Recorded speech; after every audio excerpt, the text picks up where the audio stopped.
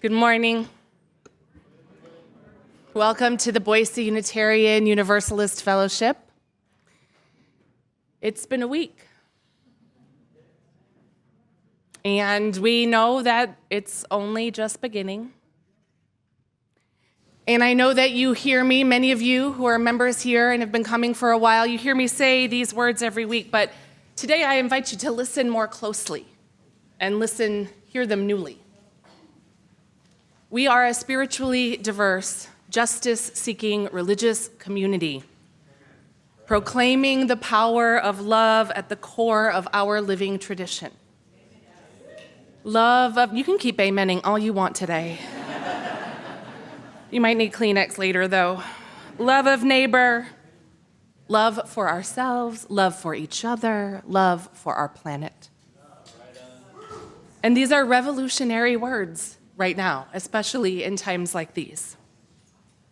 I am the Reverend Sara LaWall. I use she, her pronouns, and it is my great honor to serve this beloved community as your minister.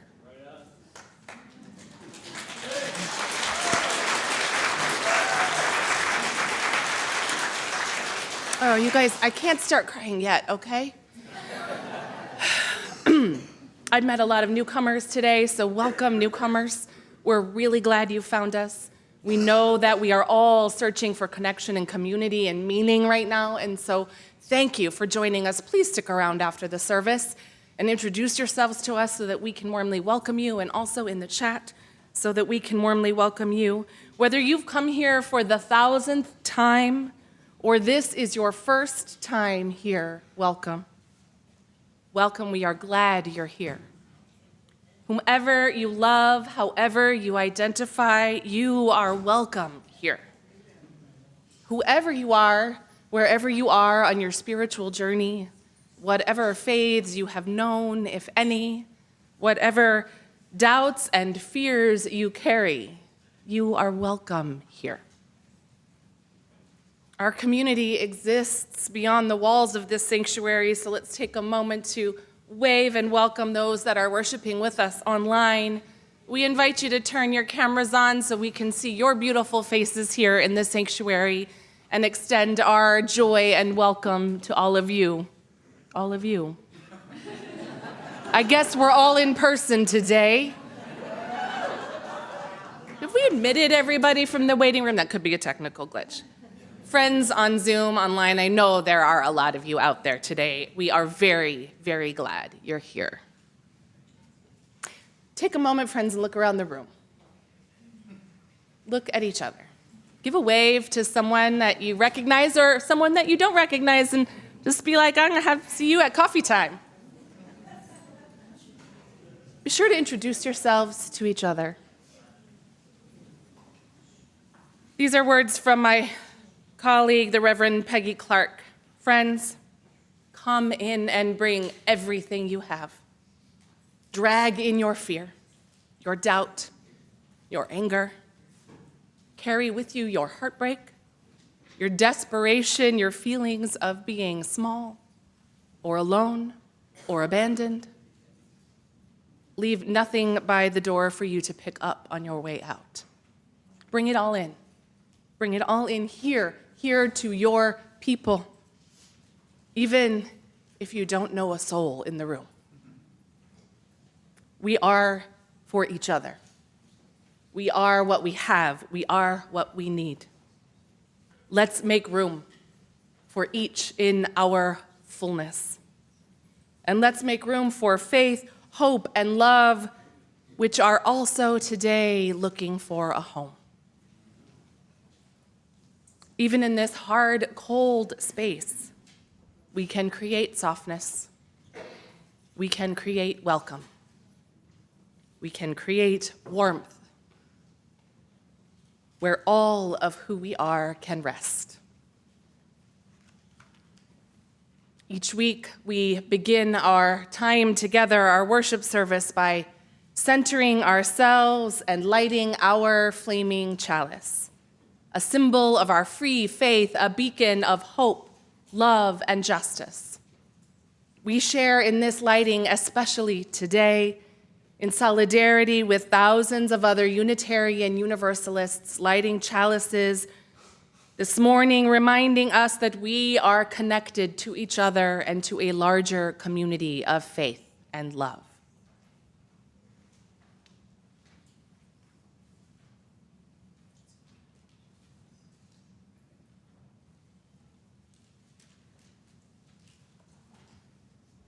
And we know that our Unitarian Universalism teaches us that each of us carries some of this divine light out into the world. But perhaps today we are carrying so much more than that might hide or cover up that light. So much heaviness and heartache, grief and pain, worry for the future. And we may be struggling to see that light in ourselves and in others. As poet Amanda Gorman reminds us, when day comes, we ask ourselves, where can we find light in this never-ending shade? The loss we carry, the sea we must wade, for there is always light. If only we're brave enough to see it. If only we're brave enough to be it. So let us help each other see and be that light in this collective candlelighting ritual together, expanding our chalices light of hope and justice. When we begin, you're invited to come forward and light a candle, to hold whatever it is you are feeling today, whatever fears or hopes or prayers you're holding. Let the light of community hold them with you. And our friends online, we invite you to light a candle with us as well. Hold your candles up to the camera. And as we do this, we'll sing together. We'll sing hymn number 1009 in the Teal hymnal, Meditation on Breathing. It's a chant like hymn. You are welcome to sing whichever part speaks to you, and we'll just sing it until we're done.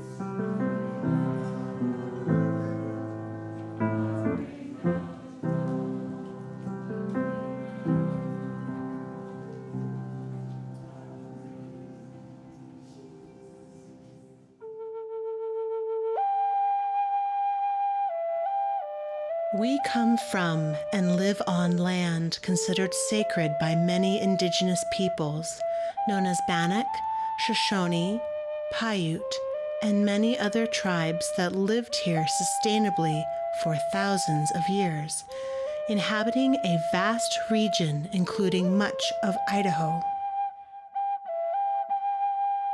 We recognize the long history of the land, long before colonization, and acknowledge the ancient tribes whose names have been lost in history.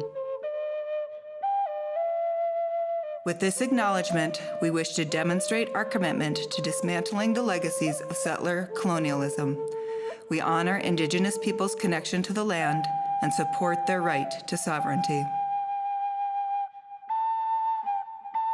In the challenges of these truths, may we move through the world bringing justice in every way that we can, listening to the truths spoken to us by Native American peoples, making space for them to re-inhabit this place, and giving them back the resources they need to heal their communities.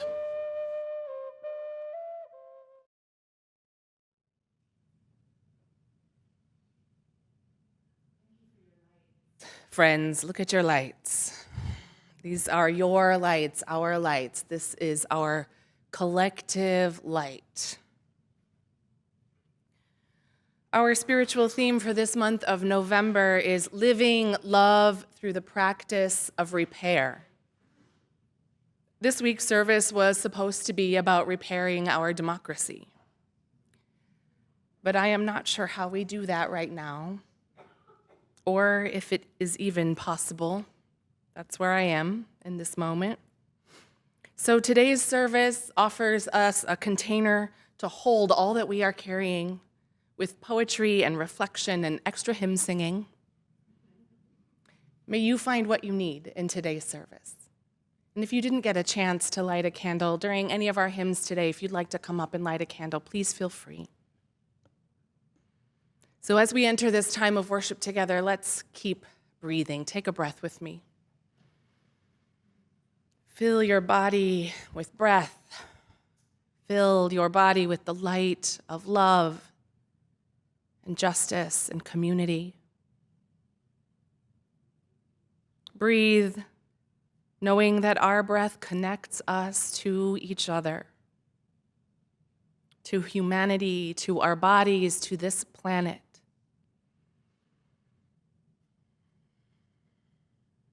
Breathe deeply. Listen deeply to your tender heart.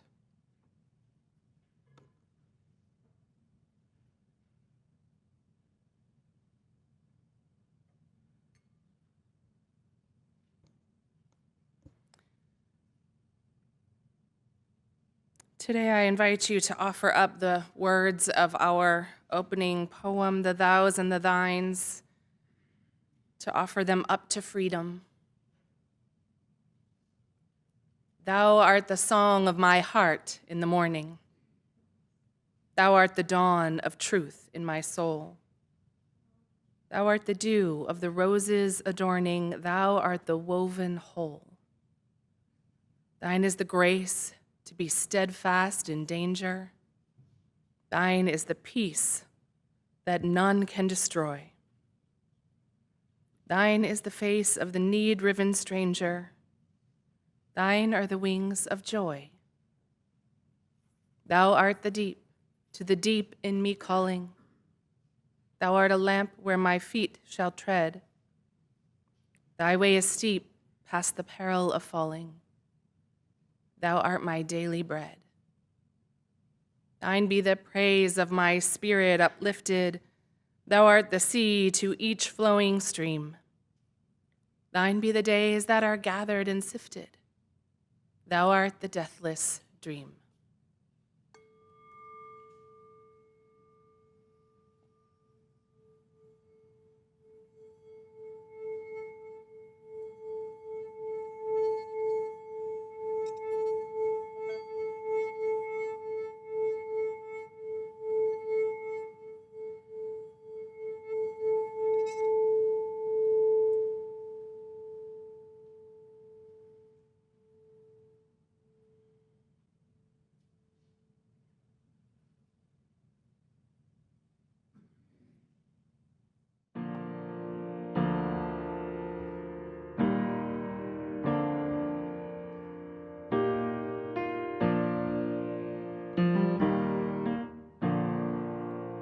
isn't right for too many falling.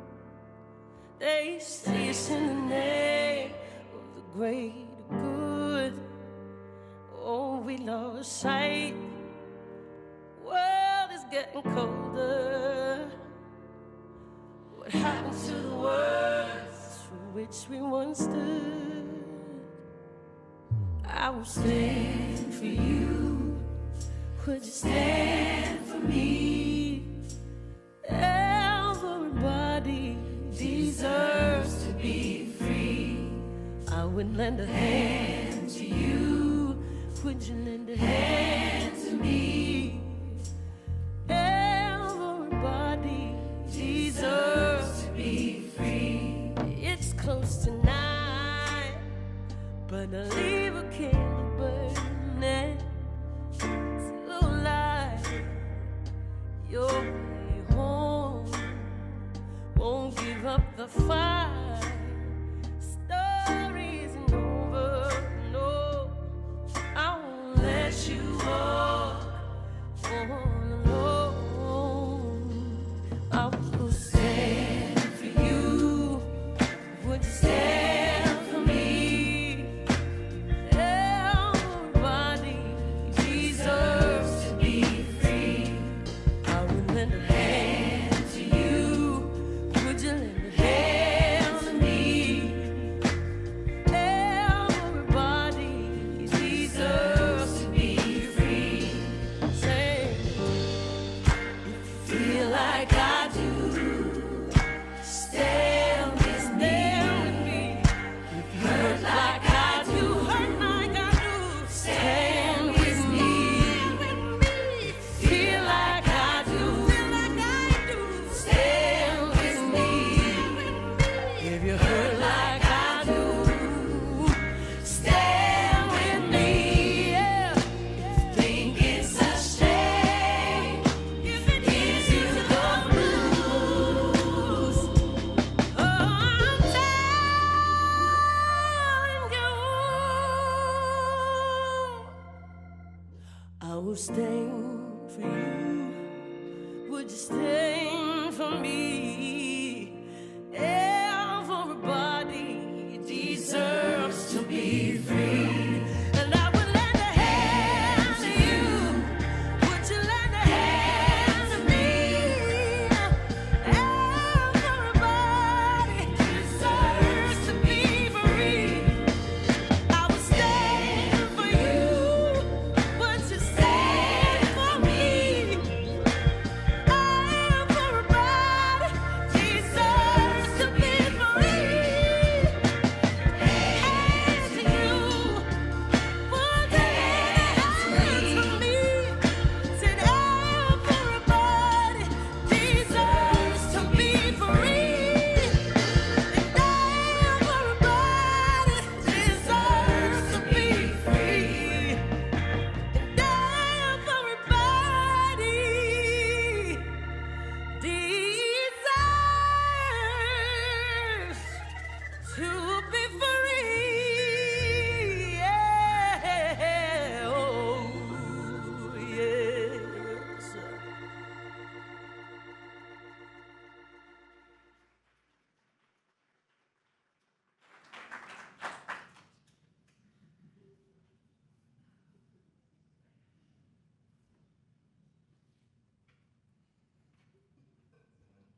In our UU tradition, we recognize that wisdom comes from many sources, and one of these sources is the words and deeds of prophetic people, which challenge us to confront powers and structures of evil with justice, compassion, and the transforming power of love.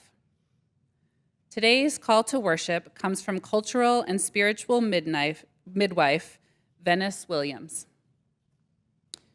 You are awakening to the same country you fell asleep to, the very same country. Pull yourself together, and when you see me, do not ask me, what do we do now? How do we get through the next 4 years? Some of my ancestors dealt with at least 400 years of this under worse conditions. Continue to do the good work. Continue to build bridges, not walls. Continue to lead with compassion. Continue the demanding work of liberation for all. Continue to dismantle broken systems, large and small. Continue to set the best example for the children. Continue to be a vessel of nourishing joy. Continue right where you are, right where you live into your days. Do so in the name of the Creator who expects nothing less from each of us. And if you are not continuing all of the above in community partnership, collaboration, what is it you have been doing? What is it you are waiting for? Come, let us worship together. And let us sing together. I invite you to rise, embody your spirit, and sing the hymn number 95 in the gray hymnal with the words that are also on our screens. There's more love somewhere.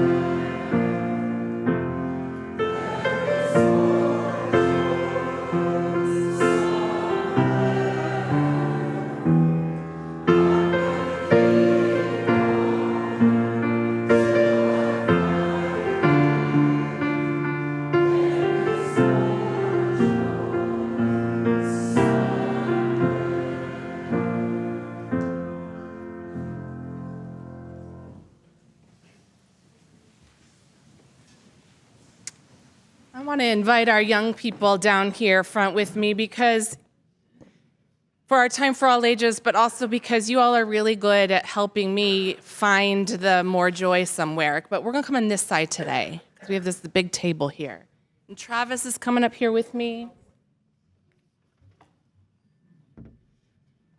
Here, Travis, that's for you. Hi, everybody. Yeah, come on in, come have a seat. All are welcome.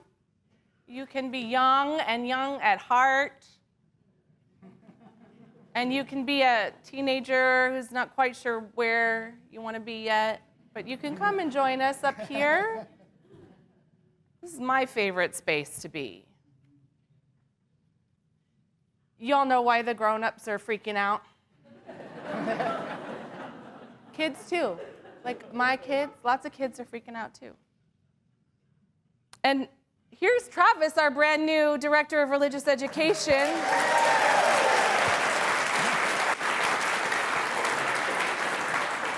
This is technically Travis's official welcome Sunday. It's how it goes sometimes. I wonder, some of you were here last year when we kind of talked about this. I brought my little book back, How to Stop Freaking Out mini book. And here's what I want to say about this, is that it's okay to freak out. How many of you freak out sometimes? Maybe you're freaking out this week like your parents, yeah. It's okay to freak out. And the book isn't actually about how to stop yourself from freaking out, but it's about how to kind of just bring a little bit more balance into your body, right? You're not gonna actually stop freaking out, but you can kind of find a way to hold it a little bit better. Because when you're freaking out, what happens to you when you're freaking out? What happens in your body? How do you feel? Like, what does it feel like? It feels like there's an explosion in your brain. Anybody else feel like an explosion in your brain this week? Oh, that's brilliant, brilliant. Yes, what else? What does it feel like when you freak out? It feels like thunder and lightning all together. Feels like thunder and lightning all together. Gosh, you guys, yes. What else? I heard, Brielle, did you have something? How does it feel in your body when you're freaking out? Okay, it might. That's fair. Don't actually do that, please. It might make you so mad you want to hit somebody. Yeah. Anybody else feeling like that right now? Okay. So here's some things that we might do. Or here's some things from my book, and then I want to hear from you, and then Travis is going to share some things. Okay. One thing you can do to help yourself when you're freaking out is find an animal. Who has animals at home? Watch it attentively and narrate its life for 3 minutes. I know these two here have a bearded dragon. That's going to be an interesting narration right there. Do it for every animal you see. If you want to do it today, one at a time, our friend Nancy has her cute little dog Hermia in the office with her. It's teeny tiny little Hermia. You might ask Nancy's permission if you could just have a minute with Hermia. Not right now. Not right now. Okay. One more thing. Here's a good one. This is pretty simple. This one. Find an open space. Stand in the middle of the open space. Do 22 jumping jacks. Whoa. I don't think I can do 22 jumping jacks in a row. But that at least kind of helps your whole body get big, right? Raises your heart rate, but then it kind of helps you settle. What do you do when you're freaking out? What do you do? How do you help yourself when you're freaking out? You can Talk to a trusted adult. That's really good. Yeah, thank you. And you know what, adults? What I want to tell you is it's okay to freak out with your young person. Freak out together. Sometimes that helps. Mac, what do you do? Oh, yeah. Primal screaming. Friends, we have a lot of property outside. I thought about it Wednesday night. Maybe we should just go all out into the woods and have a scream. So, yes, good. That's very good. What do you do? You shared this last time, I remember. Squeeze your giant squishmallow. How many of you have stuffies at home or big pillows or furry things or dogs or things to squish? Yeah, that really helps. Travis, how about you? What do you do when you're freaking out? Is this on? Yeah. Okay, I just wanted to make sure you could hear. I have a few things. One you already touched on. I have found recently, in the last 6 months, walking. I have come to realize the joy of walking, especially hiking, because I like to see that my problems are part of a bigger. There's more to just me out there, and there's a lot to appreciate. And I also take my dorky dogs with me because I love my dorky dogs. Because no matter what I do, when I come home, guess what they do? They love you. They love me. They think I am the greatest. They don't know me very well, but they think I have no faults. I think they're the best thing that ever happened to you. You all know that you all may not know because you're just getting to know Travis, and I encourage you when you head off to your classes today, ask Travis some more questions, like what are his dogs' names? What kind of dogs are they? What's his favorite flavor of ice cream? Does he have any kids? You can get to know Travis a little better. We'll get to know Travis a little better. But I asked Travis, Travis was a children's librarian for a long time. Isn't that cool? So I asked Travis, instead of a favorite book, I said, what is a favorite book of yours that speaks to this moment right now when everybody's a little freaking out and sad and worried and concerned about our future? And so Travis is going to share the book that he chose. This is a book that I use it's what I would say it's sort of a modern classic, but it applies to so many things. But it's called What Do You Do with a Problem? Have you heard of this book? What do you do with a problem? Yes, There what do you is. do with idea? I love the Good- idea. that's a good one, too. Is this There's a page you whole marked? series. I was gonna let me. Oh.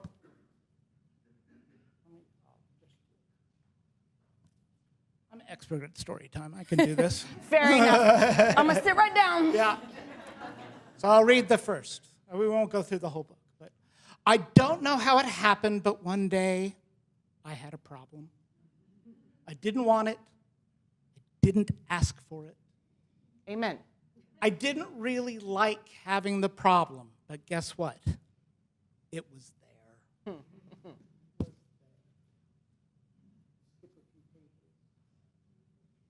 I wished my problem would just disappear.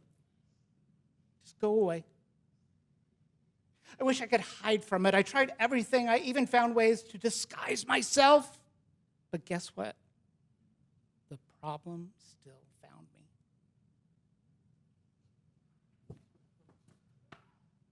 And the more I avoided my problem, the more I saw it everywhere. I thought about it all the time, and thinking about it did not feel good at all. But in the end, you know what they realized? I had to face my problem. I did. When I got face to face with it, I discovered my problem wasn't what I thought it was. My problem held an opportunity. It was an opportunity for me to learn, to grow, to be brave, to do something. That's awesome. Thank you.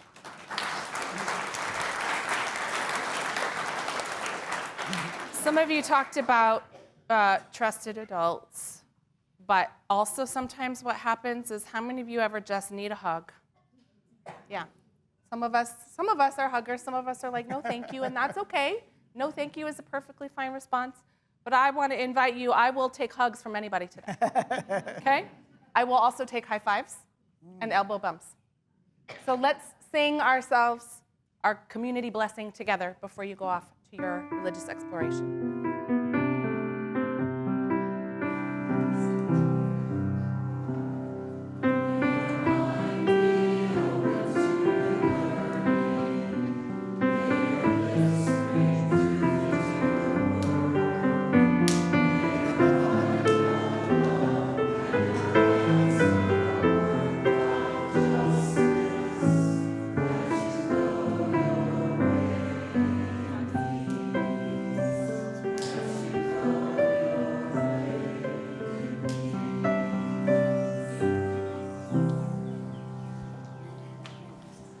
Thanks, Travis. Thanks, friends.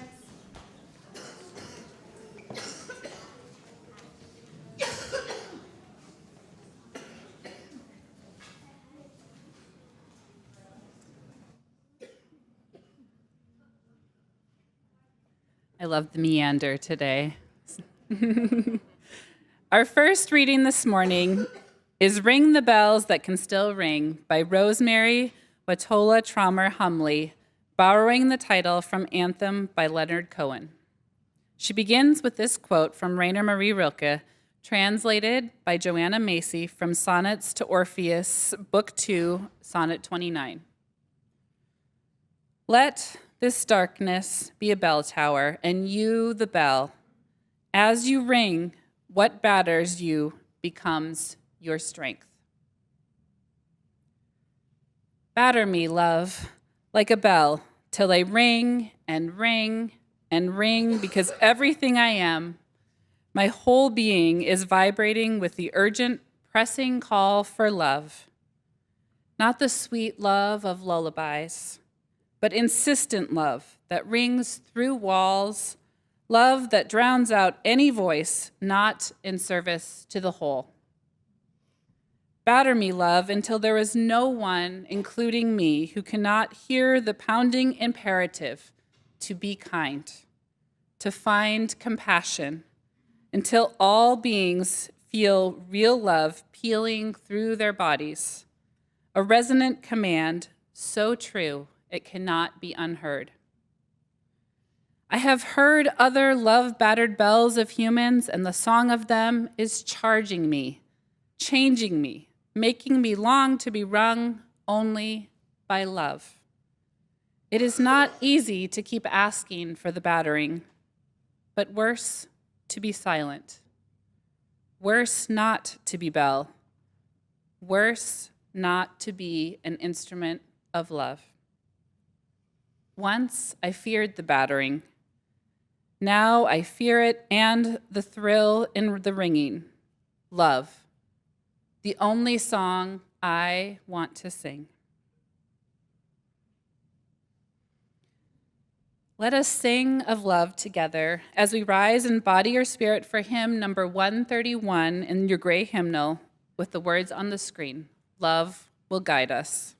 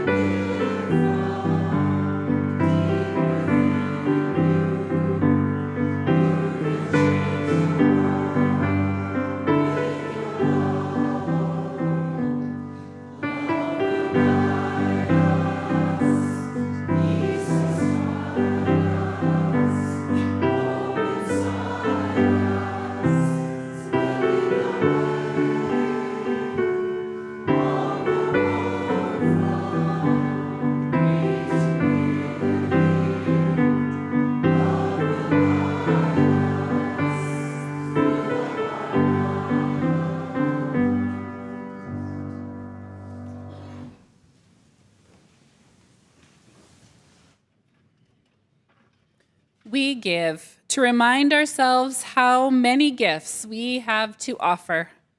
We give to remember that we are part of something bigger than ourselves. We give because we believe in music and sacred space, in justice and compassion, in love above all else. We give with the faith that together we have enough.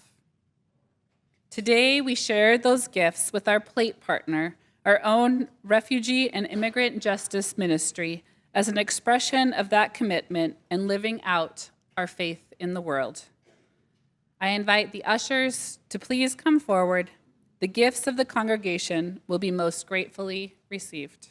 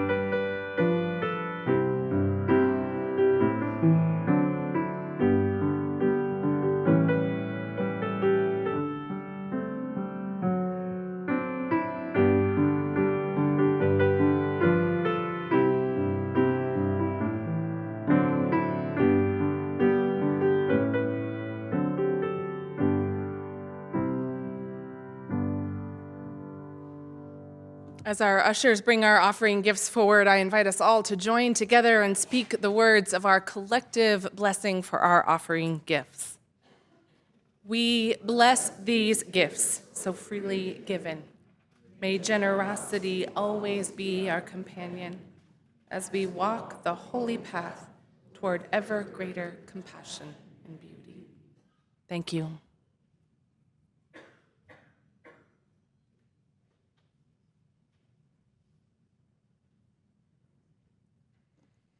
Our second reading this morning is from author Rebecca Solnit. They want you to feel powerless and to surrender and to let them trample everything, and you are not going to let them. You are not giving up, and neither am I. The fact we cannot save everything does not mean we cannot save anything, and everything we can save is worth saving. You may need to grieve or scream or take time off, but you have a role no matter what. And right now, good friends and good principles are worth gathering in. Remember what you love. Remember what loves you. Remember in this tide of hate what love is. The pain you feel is because of what you love. The Wobblies used to say, don't mourn, organize, but you can do both at once, and you don't have to organize right away in this moment of furious mourning. You can be heartbroken or furious or both at once. You can scream in your car or on a cliff. You can also get up tomorrow and water the flower pots and call someone who's upset and check your equipment for going onward. A lot of us are going to come under direct attack, and a lot of us are going to resist by building solidarity and sanctuary. Gather up your resources, the metaphysical ones that are heart and soul and care, as well as the practical ones. People kept the faith in the dictatorships of South America in the 1970s and 1980s, in the East Bloc countries and the USSR. Women are protesting right now in Iran, and people there are writing poetry. There is no alternative to persevering, and that does not require you to feel good. You can keep walking, whether it's sunny or raining. Take care of yourself, and remember that taking care of something else is an important part of taking care of yourself. Because you are interwoven with the 10 trillion things in this single garment of destiny that has been stained and torn, but is still being woven and mended and washed. Friends, let us take care of ourselves and one another by blessing our sacred space in this community with the words of our next hymn, number 1 in the gray hymnal, and the words on the screen, "May nothing evil cross this door."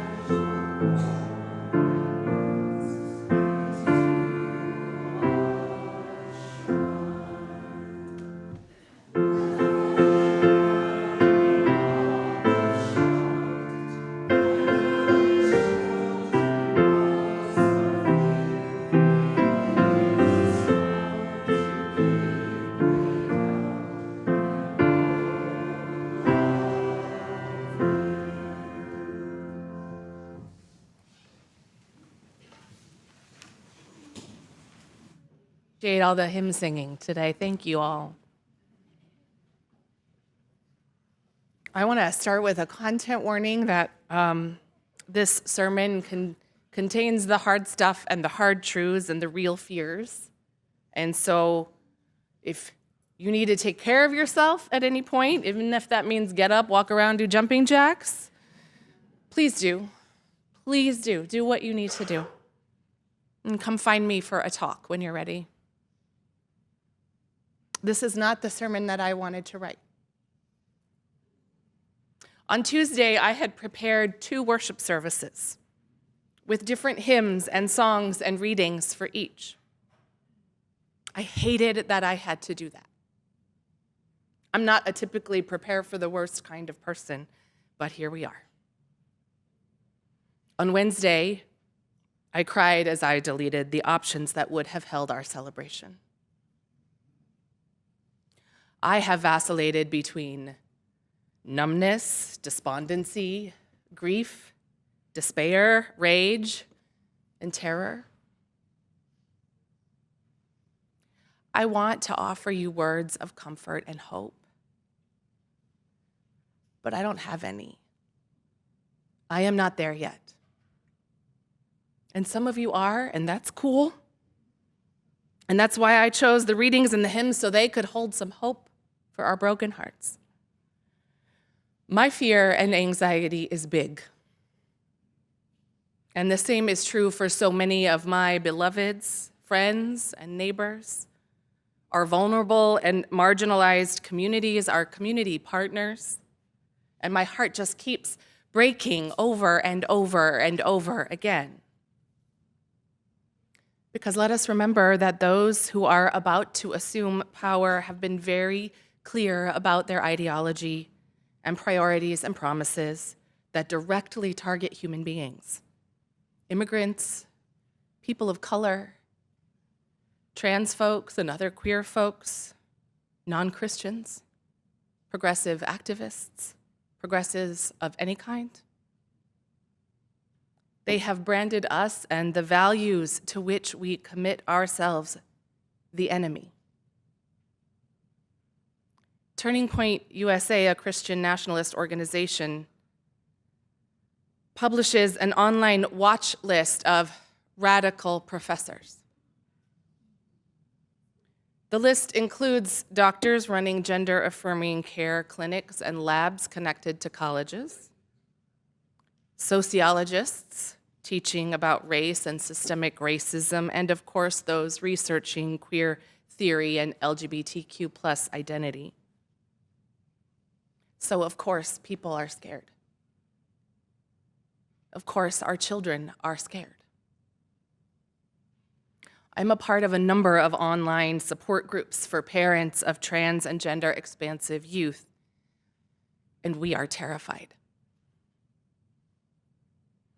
Some of what's being expressed in these groups are, what do we do if we live in a red state? Someone else expresses that their trans adult daughter is scared to death of being rounded up and put in some camp later on. People are trying to figure out how to get passports and leave the country. People are stressed and scared and worried they won't be able to get out in time. A mother in California shared that even though they live in California in a very safe state with lots of protections, their trans child is scared to go to school. Suicidal ideation among trans and queer youth has already skyrocketed. Trans high schoolers are afraid to apply to U.S. colleges. My own child told us that her friend's mom, who lives in Canada, invited her to come live with them. I said it's good to have a contingency plan. A dear friend of mine, who is an abortion rights activist here in Idaho, shared that her 10-year-old daughter came home from school this week, worried about playground rumors that the government is going to force every girl to have a baby as soon as she gets her period. Young African Americans are receiving racist text messages about being rounded up and sent back to pick cotton at the nearest plantation. And I understand that if you're not a part of these groups or connected to them in some way, it can be hard to understand the real fear. Many of us are not and will not be impacted in the same way, and we may not feel that level of dread and despair, but it doesn't mean it isn't very real for others. And so we must not turn away, nor can we dismiss it or downplay it or suggest that folks are overreacting, because it doesn't really matter if any of these things actually come to pass. The damage is already being done. On my weekly community organizing call, Nixon Matthews, who's an organizer with Add the Words Idaho and ran for Idaho Legislative District 16, a trans person himself, said to us, "Today is not okay. It is not going to be okay. For many people, it will not be okay. It is a very privileged position to be able to feel like things will be okay." So let us refrain from trying to make things okay. Instead, let us bear witness. Bear witness to the pain and grief and anger, just as we are doing today, just as we did earlier this week. Let us affirm the fear and hold all of it in love. Let us offer an ear, a shoulder, a hand, a hug, a high five, financial support if we can. Let us offer community care and a community of radical welcome. And I know how easy it is to jump to solutions, to action, to doing, and I'm not saying we shouldn't or won't act. Most definitely we will. We have plenty of opportunities for strategic organizing and action. But I do hope we also give each other lots of space and grace to be with our feelings, to feel whatever it is we are feeling, and express it in whatever ways feel helpful and healthy for each of us. It has only been 4 days. My colleague, the Reverend Peggy Clark, again wrote some beautiful words that she shared at her community's vigil this week. We do not need to turn to joy yet. We do not need to find hope yet. We do not need to organize yet. Today, we can howl at the moon, cover our mirrors, rend our garments. There will be time to reignite, to fight for our country, to protect the vulnerable with everything we have. But today, we grieve. We need to grieve. That is why I chose that Rebecca Solnit reading that Sharene just read, to remind us all that we can hold multiple truths and multiple feelings all at the same time: hope and despair, grief and anger, mourning and organizing. We will not be repairing our democracy anytime soon.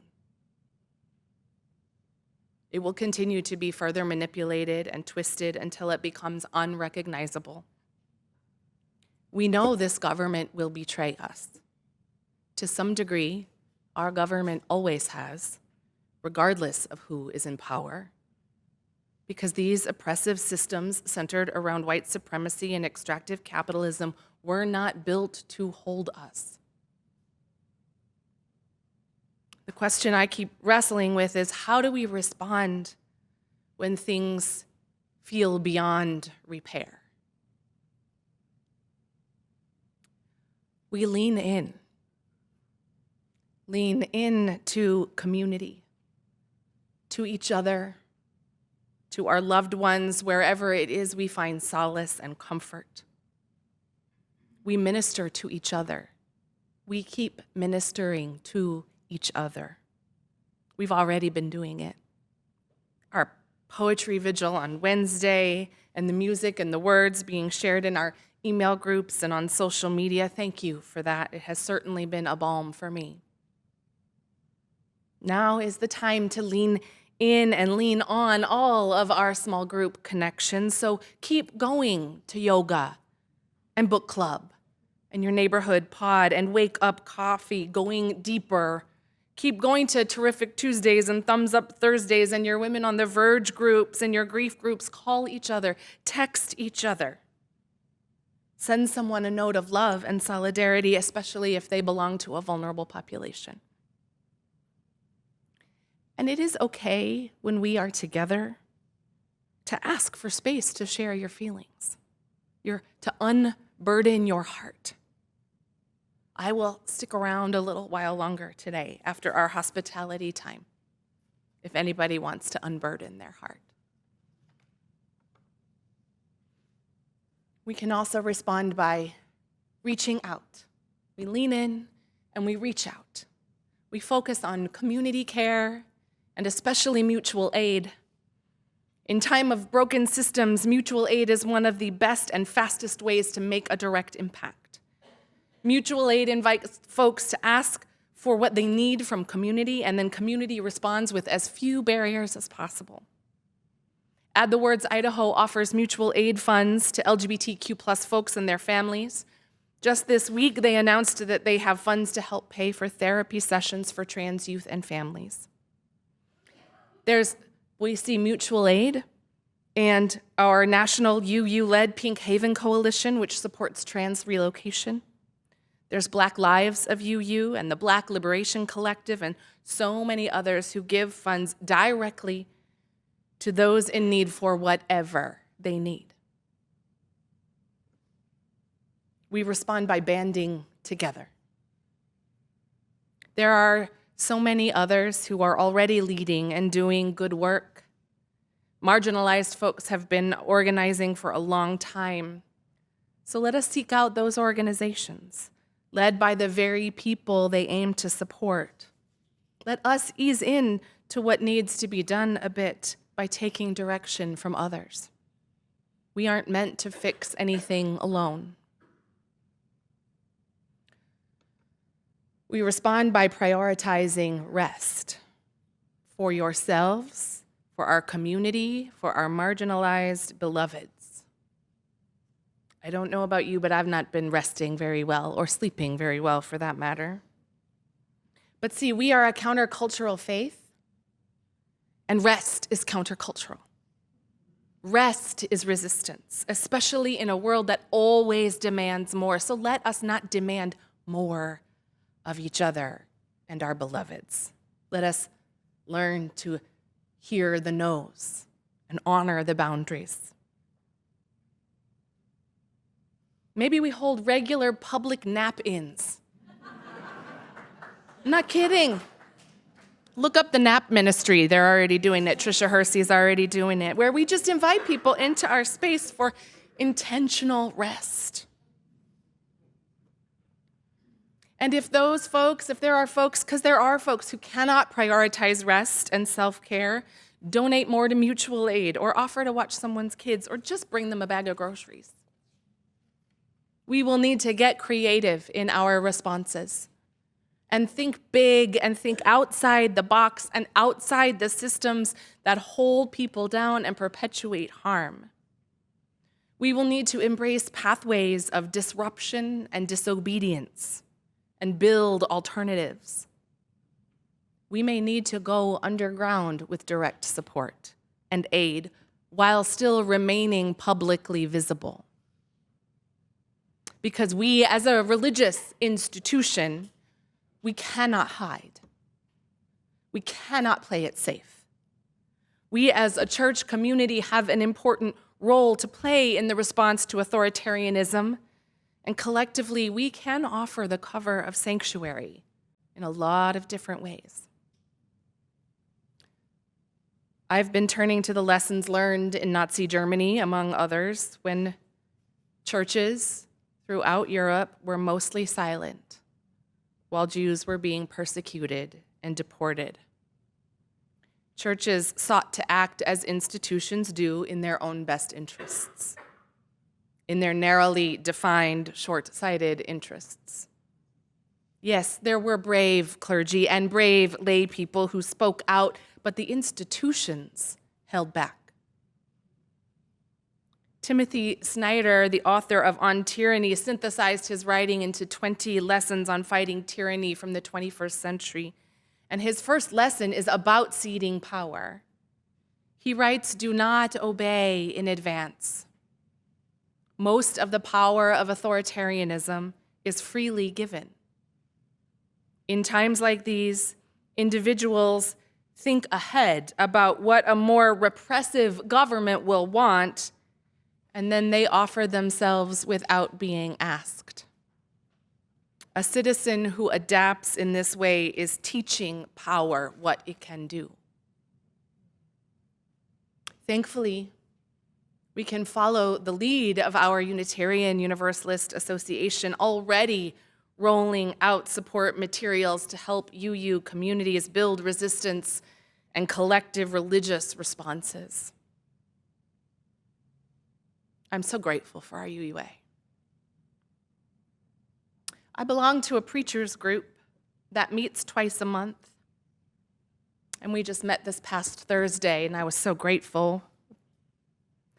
We processed with each other as a way to think about what words we might possibly be able to offer in our sermons today. And one of my colleagues asked us, "What would you want to hear from the pulpit on Sunday?" My initial response was, "Burn it all down," which felt true,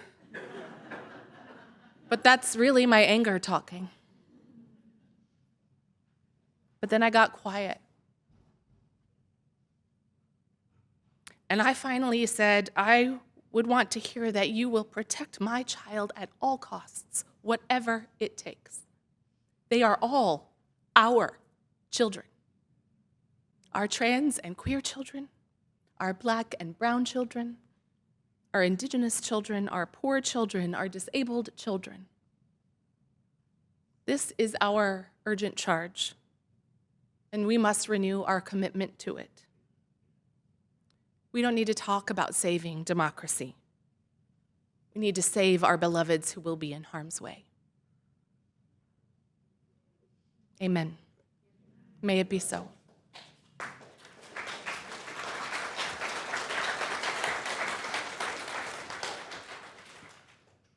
That was a lot, y'all, so let's breathe together. Just breathe it out.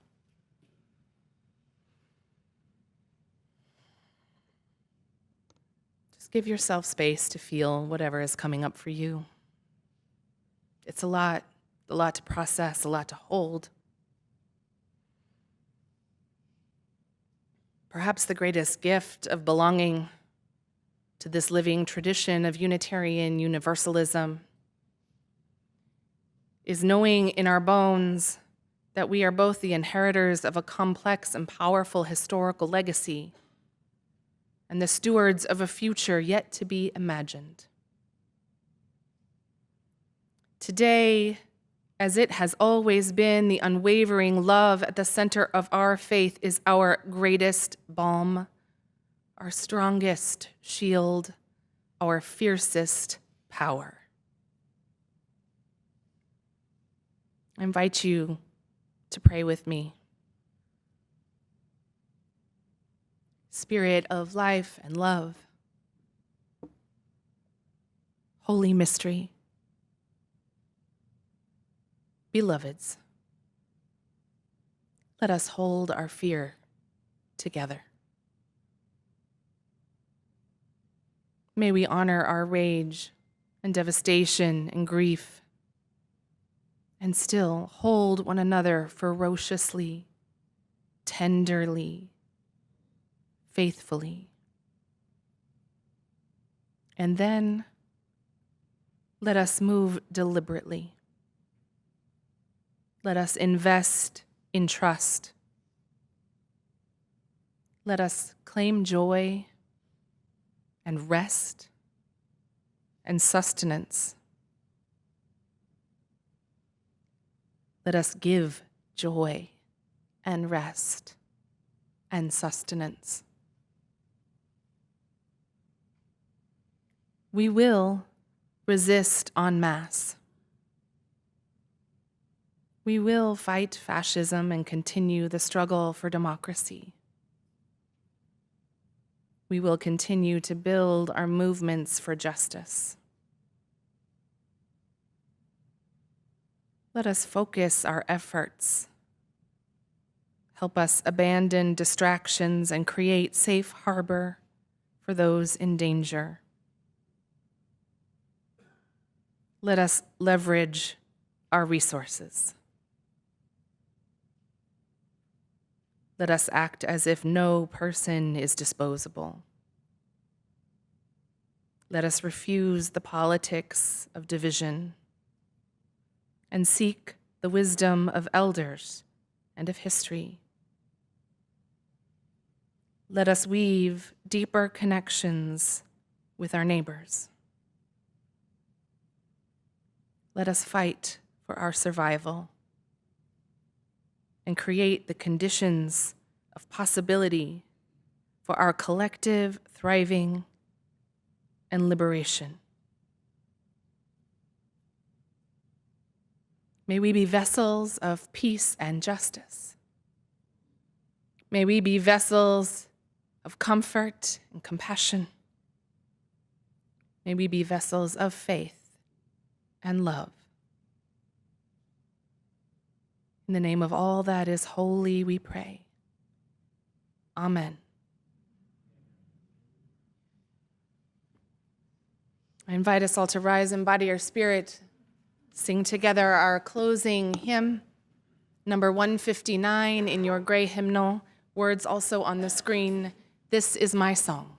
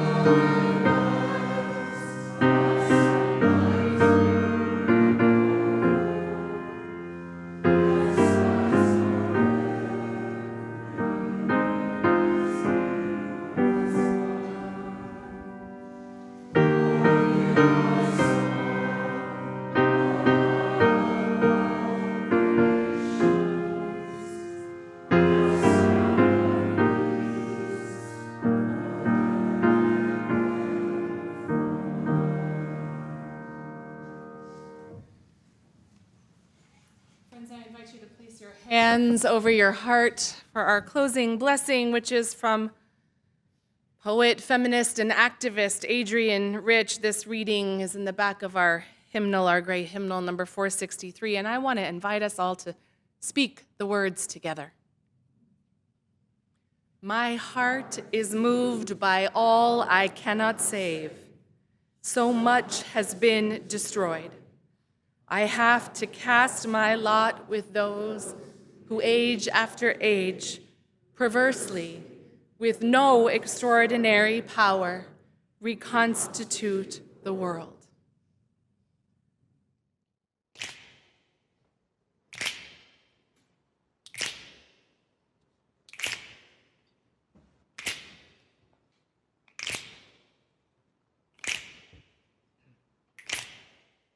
We shall be known by the company we keep, by the ones who circle round to tend these fires. We shall be known by the ones who sow and reap the seeds of change alive from deep within the earth. It is time now. It is time now that we thrive. It is time we lead ourselves into the well. It is time now, and what a time to be alive in this great turning. We shall learn to lead in love. In this great turning, we shall learn to lead in love. We shall be known by the company we keep, by the ones who circle round to tend these fires. We shall be known by the ones who sow and reap the seeds of change alive from deep within the earth. It is time now. It is time now that we thrive. It is time we lead ourselves into the well. It is time now, and what a time to be alive in this great turning. We shall learn to lead in love. In this great turning, we shall learn to lead in love. In this great turning, we shall learn to lead in love. In this great turning, we shall learn to lead in love.